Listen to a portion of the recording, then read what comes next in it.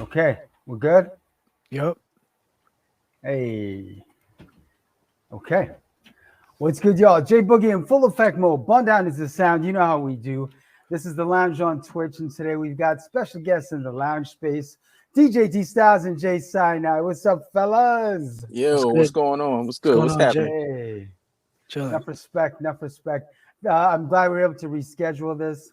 We did have a little bit of technical issues with Saturday, but my boy D Styles came through in the clutch with the StreamYard ting. Yes, sir. All right, so Jay Sinai, you've been in lounge space before, but Yes, just yes, I to have. you might be familiar with the format. D, we always start off by asking our guests how they were introduced to hip hop culture. Oh shit. Yeah, Okay. You want me to go first? Yeah, whoever yeah, wants to D. start. You got this one, D. Okay.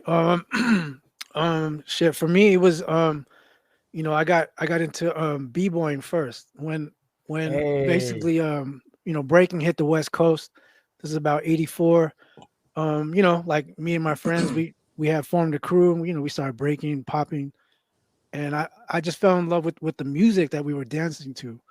You know what I mean? And so that got me into DJing. And then I was like, what is that weird noise that I keep hearing? And it was scratching. So I got into that. You know what I mean? I never really tried to rap just because I knew I was whack at it.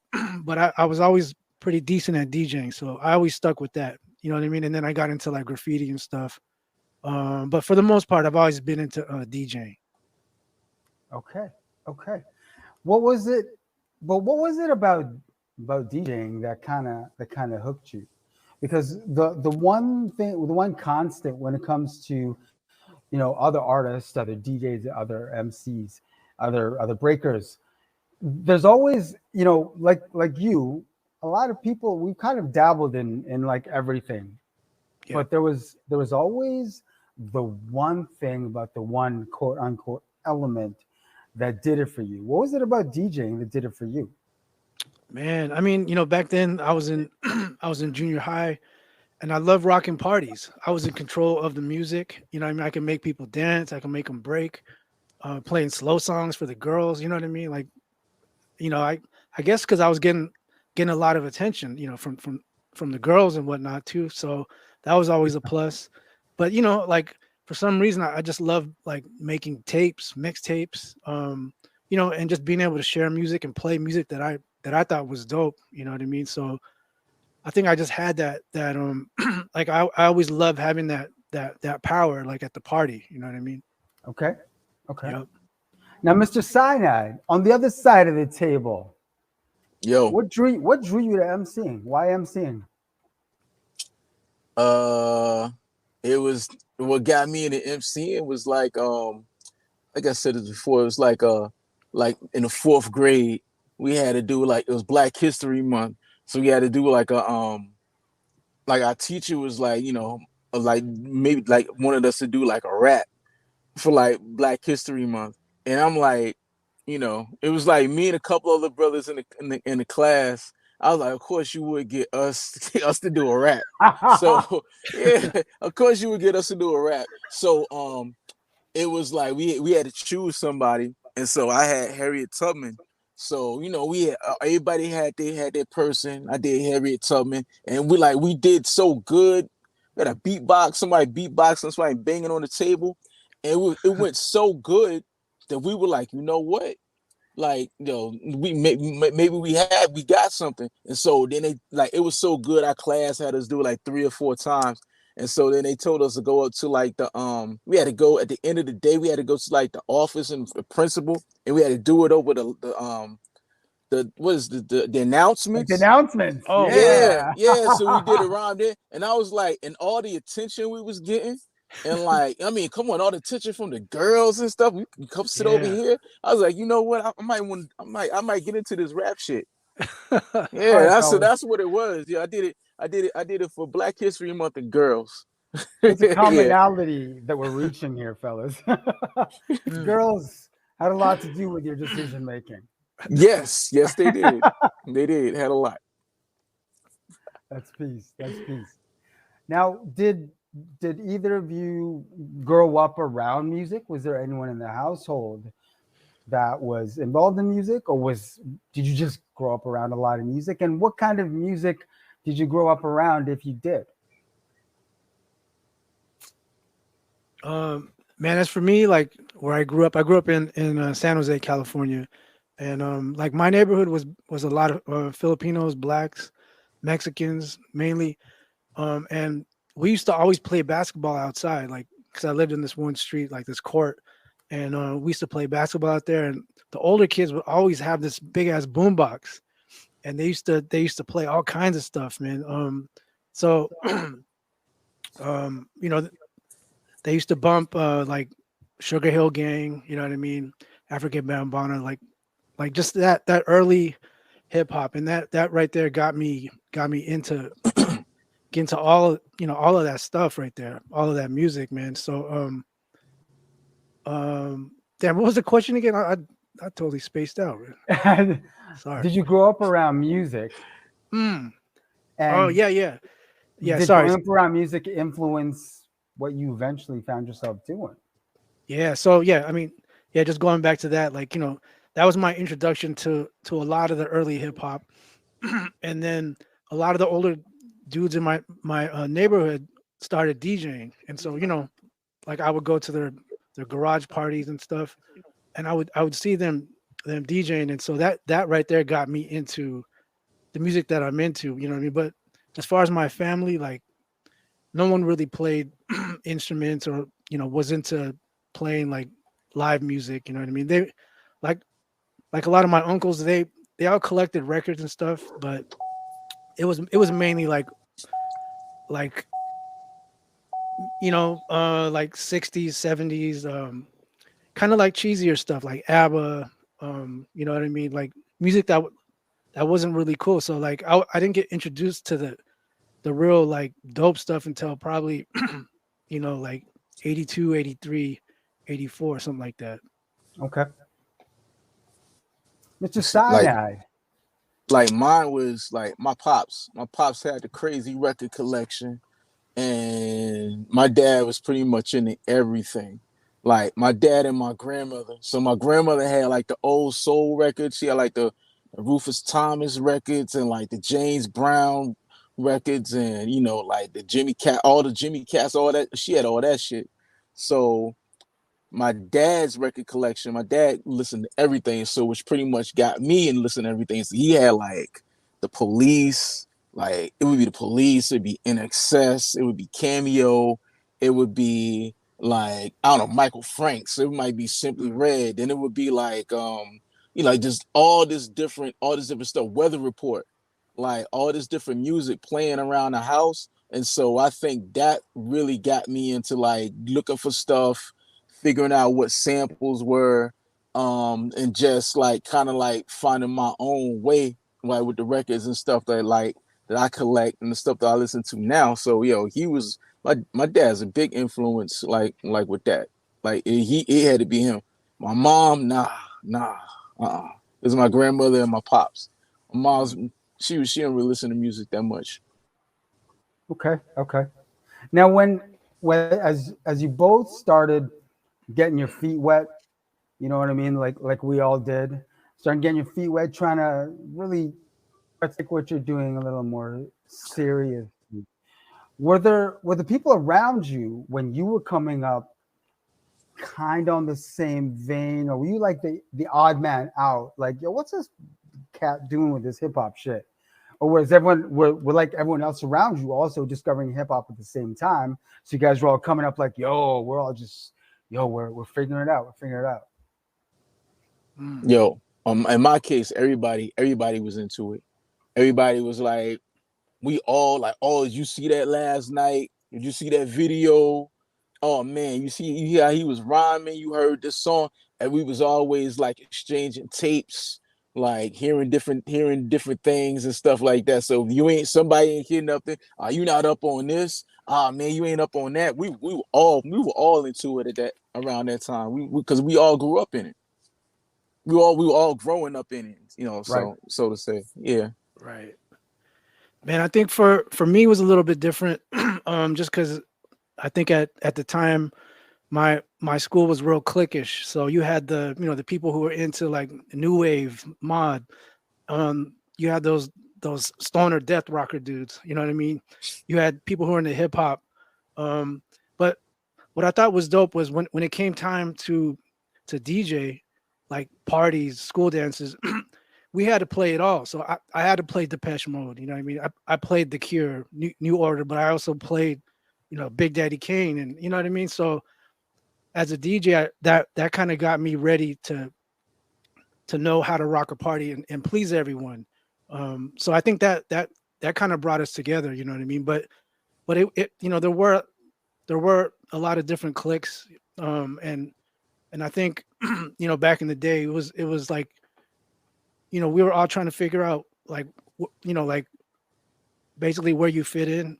You know what I mean? And for me, I always love hip hop, and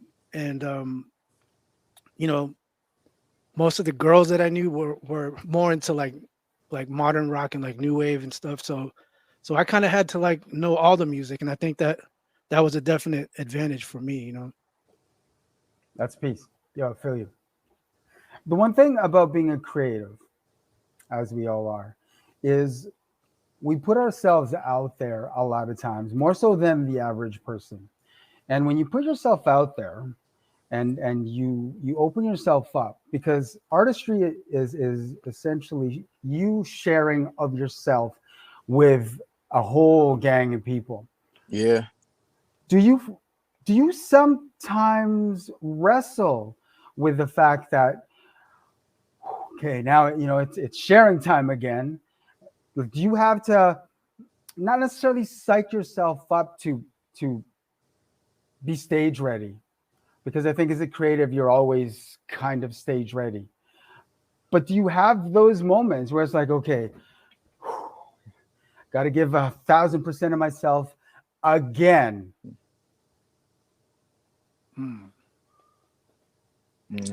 I had them moments all the time. Like I always try to give like a 1,000%. Sometimes I don't know, like when it comes to like doing the show, I never had to psych myself out. I just have to like just make sure I'm focused. So I don't want to be up there and I don't want to fuck up. So I always gotta I make sure I'm focused. So I'm always try to be like 1,000% like ready. Like I remember like the last show, big show I did, like it was me and Kev Brown. And I'm like, Hey, and like I was practicing so many times, like it was practice, it's practice, it's practice. He was like, "Hey man," he's like, "Hey man," he's like, I think we got it. I think we good. I'm like, let's get one more. Let's get one more. He's like, nah, we good. We okay. You going? But I'm like real. I'm really with that practice shit, trying to make sure everything is good. Cause I don't know. That's just the way I am. word. D. Yeah, I think like if you always stay sharp, when it comes time to rocking the show, like at that point you're already ready. You know what I mean? Like you don't really have to think about it. It just becomes like a natural sort of reaction. You know what I mean? But Jay, I got to ask you this: if you over practice, do you feel like it like messes up your voice by the time you get on stage? Nah, No. I never had that problem. Oh, Like with word. messing up my voice, like because I don't when I practice, I just kind of like do it like at a monotone, like just make sure like everything is flowing, the words and stuff like that. I don't be practicing like like all that. So I try to like rest the vocal cords and stuff like that. But like yeah, man, like Right. some people do that. Like maybe I probably do. I'll go probably practice over practice, but Mm. it's all going. Like I just try, like I said, I try to make sure everything is good, everything is right. Yeah, so I'm pretty cool with that. Drink a lot of warm water and shit and Right. stuff. So Right. make sure you don't want to stress the vocal cords. Do you do vocal exercises? Yeah, Word. like I actually do. Like Word. That's peace. sometimes even before I like if I gotta record, I do I do vocal exercises and stuff because I don't have like my voice is different. I don't have like the crazy ass voice. It's just me. I never went through fucking puberty or some shit. So that's just my voice. That's just the way it is. So, so I'm like, I mean, I just like try to practice and stuff with these vocal exercises. They work. They pretty much work. Yeah, man, for real. The reason why I ask, fellas, is because when you were coming up, you had to have known eventually you were going to have to share yourself with even more people at some point. Eventually, things were going to start to pick up. You're going to go from rocking for like 10 year homies to 20 to 50 to 100 to you name it, go on and on and on. And I think one of the things about creatives that perform that a lot of fans don't always consider is that artists give a lot of themselves on stage, like a lot of Yeah. themselves on stage. Now, was it difficult to train yourself to get to that point? Like, you're there now, but when you were coming up, was it difficult for you to be able to say, all right, I'm able to do this. I'll be able to get on this stage and I'll be able to rock this party and rock this town for this size crowd, et cetera, et cetera. Back then, I don't think I didn't have a problem. Like, I just get up on the stage and just like do what I got to do and just like rock it like it was like nothing. Just walk right out on the stage and just do it. Right. Now that I'm a little bit older and shit, I don't know. It's like I remember like it's like I remember I did a show like in Atlanta and I messed up once and I messed up one time. Nobody else caught it, but I caught it. And I got the verse and I had to just freestyle and shit like that to the end of the verse. Nobody caught it, but like that shit that shit is still in my head a little bit, but it's going away. I ain't never let nothing like bother me like that before. I pride myself in like perfection and shit. And it's finally going away, but I let that shit bother me for a while. So I think like now, like I'm older, I think like I kind of like overthink it too much. Cause I look at Mm. some people's and I used to like I look at some people's stage performances and stuff, and I'm like, yo, all right, you know what I'm saying? They definitely ain't overthinking it. This shit sounds like, yo, maybe I need to chill and stop and stop being so hard on myself. But yeah, like back then, no problem. Like get on the mic, do what I gotta do, mushing people in the face, all this other stuff. So now I'm just like a little bit older and I'm just like, I don't know, just thinking about that shit. Cause I gotta start getting back on the road soon too. So Right. yeah. What about you, D? um, for me, like my early days of like performing were from like DJ battles, and Mhm. and those are real stressful. Like Yeah. you really have to be cut from that cloth. Like if you really Hmm. want to excel in that. And for Hmm. me, that was never really my thing, but that was my only outlet back then. You know what I mean? There were no other outlets for like scratch DJs Yep.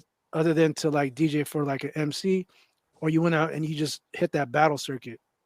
So like cats like myself and Shortcut, like that's what we did Yep. from like 91 to like 96 basically. And like I would always get nervous, and even till this day, like I still get nervous, but it it'll go away after like 1 or 2 minutes, and then Right. I'll just black out and I'll just do my thing. You know what I mean? But like I have way more confidence now than I do back then. Back then I was always kind of second guessing myself, wondering like, do I look funny? Are people looking at me weird? Do I have like a booger in my nose? You know what I Right. mean? Like things that would get in your head. You know what I mean? And now I'm like, fuck it, I don't care, man. If I look funny, I look funny. There's only there's only one me. There's only I'm the only one who can do this. You know, in my style or whatever. You know what I mean? And I just try to embrace that. You know what I mean? Yo, I got a question for D. Like, Mhm. when you like, I guess like how much time out of the day do you take time out to practice, especially before you can ready to do something? I know you got something coming up. Like, how often? Like, how many hours during the day do you do it? Uh, I mean, it'll vary, but if I could just practice for like at least 30 minutes to 1 hour, like every day, Yeah, then like that'll keep me sharp. You know what I mean? But I don't I don't like to over practice it. And that's why like I was asking you about like like if you over practice, will it mess up your vocal abilities? And for me, if I over practice, I feel like I get too robotic, yeah. and I'm not able to really just be like, to just sound natural. So like I want to practice enough, but I want to leave enough room for error so that on stage I could freestyle it and just play it off and just be able to just flow with it. You know what I mean? Okay, that's cool. Yeah, Okay, because okay. if I script it out too much and it doesn't go like according to plan, then I'm gonna have to scramble and I'm gonna have to figure out shit. What do I do? It didn't, you know what I mean? Things didn't line up this way. Um, and so I like to leave a little room for like improv. Yo, Okay. man, I ask these Okay. questions. I always wanted to be a DJ, so I'm asking these questions. Okay. So what's stopping you though? Yo, I gotta stop doing what I'm doing now. Like, you know You're what? busy though. I'm busy. Yeah, everybody know I'm You're busy, but busy. like I can if I had to like spend for a couple of minutes to do this and do that, I could do it. Like sometimes I like do little scratches for my own stuff sometimes, but I'm like I leave that shit to the pros. I leave that shit to don't put me like if you want a party to rock to really pop off, don't put me on the fucking turntables. No, don't do that shit. You want that party to pop off, yo? Take me off. Don't put me on there. Nah, you don't want that. All right, yo, I gotta practice. I would really have to Uh, practice, but yeah, don't do that. They be talking shit about me. Yo, so how did this come together? How did the D Styles Jason collaboration come about? so yeah, so we have a mutual friend. Shout out to DJ John Doe, John Doe, Hey, Southern Vanguard Radio. respect, Dunny. Yeah, respect. yeah, that's the homie right there. And so John Doe came to town for work. Me and him ended up linking up and grabbing dinner. We were just talking, and I was just trying to pick his brain as far as like, because I was telling him look, like I'm getting back into making beats. Does he know anyone who he thinks would be down to work? And he was like, "Yo, you should hit up Jay Cyanide, man. He's this and that, and he's professional and I think you guys will hit it off." And so I was like, "Man, yeah, if you could intro us, you know what I mean, and then I'll take it from there." And so he sent an email with both of us on it, and me and Jay just we just started talking from there, and I sent him beats, and like he would send me back a song, and then we just kept going, and like before we knew it, we had what I mean, like 6 7 songs done. Did it Yeah, did it take some time for you guys to find a chemistry, or did you find that you guys were able to lock it in pretty easily and just go? I think like okay, like when D was sending me beats, they were kind of like they were. I remember this. They was kind of slow. Like Mhm. he's sending me some real slow beats. Cause I think that's like what a lot of people like to do now. It's like they like rock over these slow beats. That shit ain't me. I was like, yo, give me some. Like, let me get something a little bit faster. And as Can you soon as push she the beat sent me piano? something, as soon as she sent me something faster, the first thing I wrote was when the wind blows. That was like, Hey, bong. I was Yeah. like, yo, this is it right here. This is it. And like this shit right here. Yo, he sent me a pack. I was like, woo. Yo, I immediately went out. I just went to work. That was it. And like no, that chemistry, the chemistry was there. It was just there from that. Yeah. see, Yeah. I Right was off the bat. Yeah. curious because there is a chemistry there, and the first thing that I thought after my third listen was, yo, was this chemistry like immediate, or did it take some time? Because it sounds like these guys locked it in pretty easy. Like you guys were like Lego blocks. Mm. You know what I'm saying? You guys really clicked tough. The like this is just dope shit. Let me just take the Yeah. moment right now because I haven't had the Thank you. opportunity to tell yet. Thank you, man. Respect, fellas. The shit Yo, is so flames. yo, man, Oh appreciate my that, man. god. Yeah. Thank you, man. Like shit. I don't know if the stars were aligned or something, man. But like, yeah. Jay's right. Like my first pack, I was sending him slow, grimy type of beats.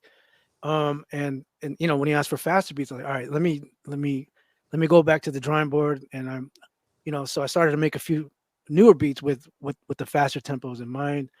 And yeah, once he sent me back when the wind blows, it was one of those things where right when I heard it, I was like, oh man, this is magic. Like, like the hairs on my arms were standing up, and like I got goosebumps, and I was like, shit, this is something else. You know what I mean? And I think from that point on, I knew, like, all right, we got something here. We just, he raised the bar with this song. How do we keep it going? You know what I mean? And yeah, it just kept on going. Like every song that he would send me, the bar got raised, and that got me more excited to like add scratches to it. You know what I mean? And yeah, it was just crazy. By the end of the project, it was I was kind of in disbelief, like, wow, we did this over the span of like whatever, a month and a half or something, man. And like shit is like historic to me. You know what I mean? Yo, yeah, it was, and if you kind of did, like, if you kind of listen to it, like the songs, the way, almost the format of the album is almost the format of each song that I was kind of sending you to. I said, you When the Wind Blows, then I Yep. sent you the blue joint, then I Right. sent you like Right. I sent you like the heart stepper. I sent everything is still in the same order. It was. Yeah. Yeah. Damn, Everything. yeah, everything is the same order. Yeah. Yo, Shit. Everything fell into place just like that. Like everything. yeah, The whole shit was like natural and like organic like that. It's crazy. That's yeah, dope. That's dope. I mean, I feel like D hit it on the nail. Sometimes the time is just right for two people to work together, and it's. I mean, without sounding cheesy, it's like some magical shit that it's only at that time and place that could have happened and worked right then and there. Yeah. yeah. Like without not to get all like out in the ether verse or anything, but I've always felt that, especially when it came to art and creativity, man, we all collectively tap into like a greater energy, and then we all take from that energy and then translate what we get from it and then share that with the world. And that's why I was wondering, okay, so what did it take for you to collectively tap in and then just fucking go? Right. Right. There's a part and there's a part where Jay goes, "Yo, can you do that little yeah, that the cuts, do the cuts Oh, the like this?" script. And Hmm. Oh, that's funny. That's it funny. made me That's wonder, was that actual, were there moments where you're like, yo, can you do this on this joint? I just was walking and it's got this perfect idea. And I thought if you cut up this line right here, it'd be super, super dope. Did that yo, happen? yeah, okay. This so when I sent him the vocals for like When the Wind Blows, I left that at the end for him to just put some scratches in, like, Okay. yo, like, Okay. let me just and I did that in the vocal. I just recorded myself saying it, so I didn't have to send like a voice message. I just put that shit at the end, and so this motherfucker, when he heard it, he did it exactly the fucking same way that I did. I Right? heard, I was like, oh my Oh, God. man. Well, yo, when I heard that, I knew it's over. It's over. I was like, yo, everybody's going to like this song. Like, everybody, this is going to be this is going. When I heard that, I was like, yo, man, I had to rewind it back. Like, I cannot believe you just did that. And like, I knew we had it. We had one right there. Like, we got one right now. Yeah. Whew, yo, still, I'll play that. I'm gonna play it when we get off to this. I'm playing it again. I love that song, yo. Speaking of playing it in the whip, Yo, yeah, the when you sound, bump this in the whip, the Yeah. Shit mix, bumps, right? the yo, mix, yo, the mix. and it's got a bump in the whip. You Yo, guys, yeah, you guys definitely pulled that one off easy. yo. Big Yeah. up to EPOM Sounds and Widowmaker. Oh, yeah, yeah, yeah. Yeah, man, shit.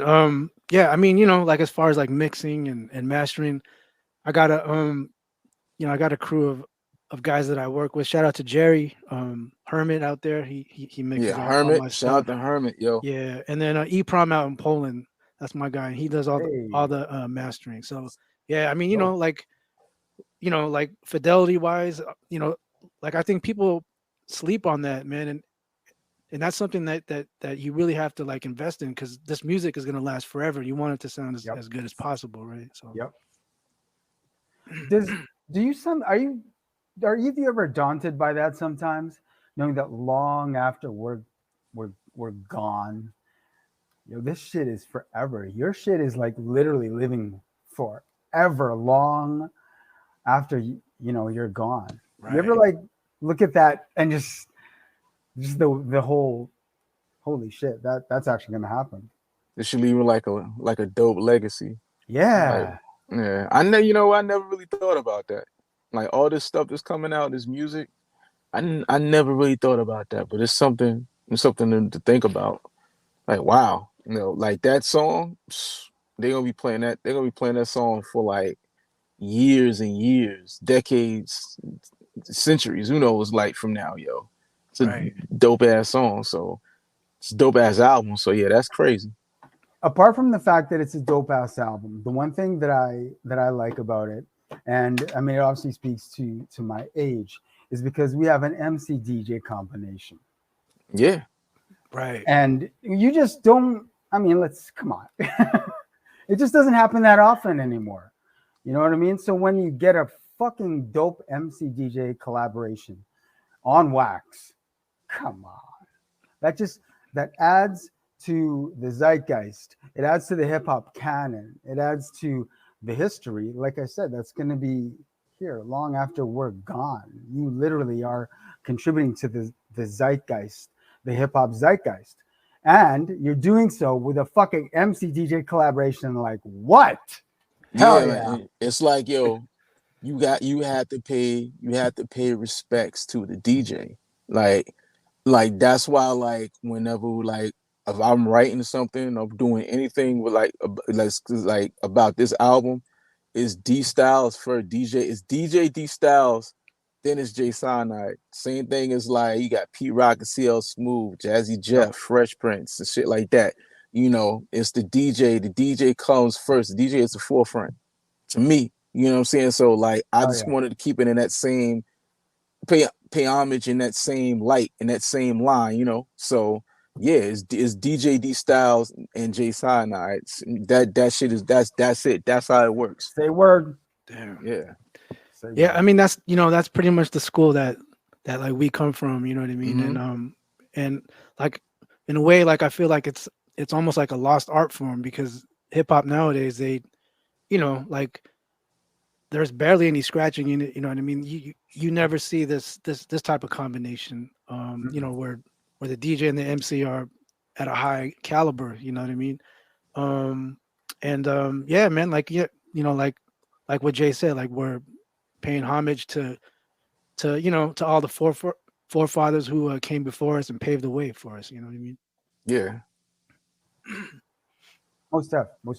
Now, I want you guys, I really want you guys to be proud of what you're doing, because one, it's dope. Two, it definitely, like, I know I'd like to see more come from this duo after this. I feel like you're Yeah. like leaving money on the table if you don't do more. Yeah, I mean, like we've already talked about it, and like we're just waiting for everyone's schedules to open up and all that. But I already know it's gonna happen. You know what I mean? There you Yep. go. Yeah. Something might drop in a month or two actually. Ooh, So with ooh, the okay. with a nice surprise. So we'll see. Yeah. Ooh. You gotta keep I'm saying, stay tuned. Stay Yeah. Oh, tuned. we Yo, might have, you never know. You never know. we might have to get you guys back in here for a little more chat. You never. Yeah, I'm telling you, bro. You never know, man. I'm saying, yo, This is hip hop. most stuff. Yeah. Yeah. Fellas, I really want to thank you. I appreciate the project. I appreciate you as artists and what you contribute to the culture. And obviously, you two are meant to work together. So I really hope we get to hear more coming from this duo here. Of And I want to course. thank you. I definitely want to thank you for spending time for us again. Jay Cyanide, you are not a stranger. D Styles, like I've told him previously, now that you've spent time in here, it's like open door policy going forward. Anytime you have anything popping, we literally exist to help push dope shit. That's it. For sure. Thank you, Jay. Appreciate Thank you, you. man. Most fellas, thank you. And yo, All right. pick up the project and let them know where they can pick it up. Oh, Go ahead, Jay. it's the name of the project is the what? My light came out. Hold on. I've been sitting. Yo, let me tell you something, yo. I've been sitting here in like Trader Joe's parking lot because I ain't had time. It's time to get this. So I just been sitting here like before y'all came on. I was eating these almonds and stuff, man. So yeah, I think I gotta go home. Word up. But yo, the name of the project is the Periodic Tables of Excellence, from DJ D Styles and Jay Scienide. You can get it everywhere. Collab between my label Static King and Beat Junkies. You know, Mhm. you can, it's everywhere. It's on all the digital, all the sites. Got a surprise coming for y'all real soon. So be on the lookout for that. But it's everywhere. Everybody loves it. If you don't love it, you're gonna love it because you never heard it, but you will hear it and you'll love it. So yeah, that's it. Quick question before I let you go. The cover was Mhm. inspired.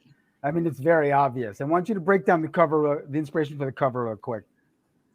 Oh, that's me. So a lot.